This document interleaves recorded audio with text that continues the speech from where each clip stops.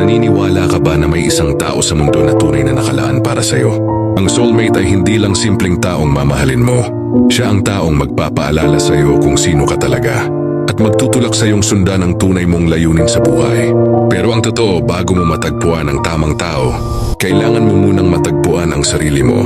Habang hinahanap mo ang taong iyon, unti-unti mo ring natutuklasan ang mga pangarap mo. Ang mga kakayahan mong matagal nang nakatago at ang lakas na hindi mo alam na meron ka pala. Minsan masasaktan ka, minsan mabibigo ka. May mga taong darating para turuan ka ng leksyon, hindi para manatili habang buhay. At sa bawat pagkadapa, mas lalo kang nagiging matatag at mas malinaw mong nauunawaan kung anong klaseng pagmamahal ang tunay mong deserve. Sabi nga, kapag may bagay kang tunay na ninanais, buong universo ang kikilos upang matulungan kang makamit ito. Pero hindi ibig sabihin ito na magiging madali ang lahat.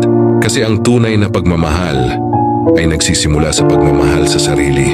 Dahil kung hindi mo kayang pahalagahan ang sarili mo, mahihirapan kang tanggapin ang pagmamahal na tama para sa'yo. At kapag handa ka na, darating ang taong hindi lang magbibigay ng saya, kundi kapayapaan. Isang koneksyon na magpapalago sa'yo, magpapalakas sa'yo, at magpaparamdam na hindi mo kailangang magpanggap para mahalin. Dahil ang tunay na soulmate ay hindi lang taong pipili sa'yo, kundi taong tutulungan kang maging mas mabuting bersyon ng sarili mo.